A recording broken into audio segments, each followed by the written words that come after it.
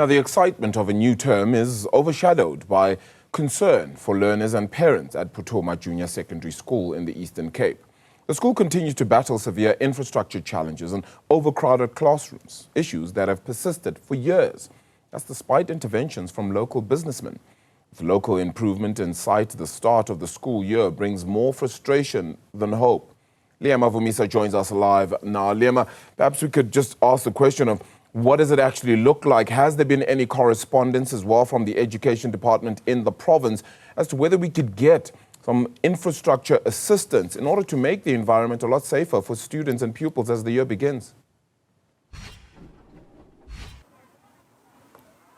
That's right, Arabile. As the 2026 academic year begins here in the Eastern Cape as well, we do see that learners have started to enter the premises of the various schools, particularly at the school right behind me, which is Putuma Junior Secondary School here in the Eastern Cape, just outside Elliot Day, where, of course, a number of issues still continue to be prevalent, as you would have alluded to it. Amongst those issues are issues of infrastructure, as there are about only 8 classrooms that are catering for grade R to grade 9 pupils. So meanwhile, in a particular class or in one class, about 70 to 100 learners are occupying that class, which continues to really be a concern for some or for the parents or for those learners and also just the entire community here in Elliotdale. We understand then that for the past couple of years, the local businessmen and also your prominent figures in the province of the Eastern Cape, including the likes of Zakes Mda, even the Archbishop Makgoba, had, converged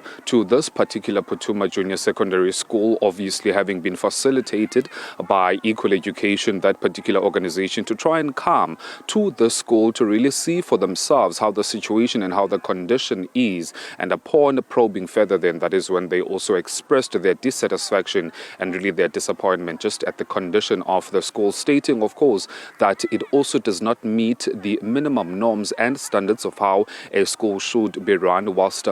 we understand then that the principal himself and even the school governing body chairperson have also expressed the same concerns to the Eastern Cape Education Department here in the province. Meanwhile, that particular department then has since gone mum, really, in terms of trying to fast-track the process of, acquiring more classrooms for the learners and also just ensuring that they keep to be on the ground, ensuring that they facilitate the process with some of the teachers here and also the principal himself. Now, what we know,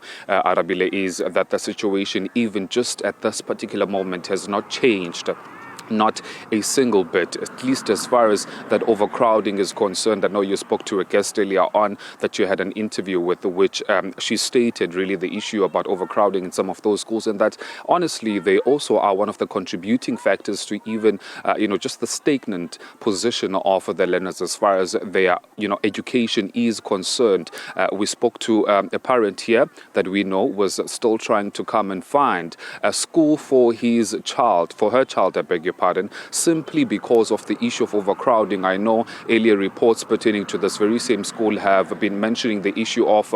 the teachers and the principal having to turn a number of parents that wanted, to place their children here, especially grade 8 and also your grade R or grade 1, simply because of that overcrowding issue, as they still continue to battle with a high contingency or a high number of learners in the nearby community here of Elliotdale that only rely on this particular school for them to be able to have access to education. Then it remains a concern, so much so, Arabile, that the department has, just gone mum over the issue, really, because we tried then as Newzroom Afrika to reach out to the Eastern Cape provincial spokesperson, Mr. Mtima, who has since not responded to our questions. Meanwhile, the principal here is just going to have a conversation with us later on, then just to really find out from himself, should he agree that is Arabile, just to find out and ascertain how is the situation on the ground. Nonetheless, be that as it may, the learners have come back for the 2026 academic year. We know that the roofs of some of those classrooms still remain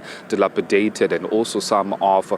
just the stationery then that these learners ought to be utilizing for their education still remain to be short, or rather there are not enough of those textbooks, of those books, and just all of those issues are compounding the ultimate issue about having access to free education, as this school forms one of many public schools here in the Eastern Cape that is a no-fee paying school. So later on we're going to talk to some of those learners, then also find out really from a parent who has brought their child here, be it for the first time or a returning student, just to find out how the situation and the reception is that they receive as parents from the school governing body or even from the school staff in its entirety.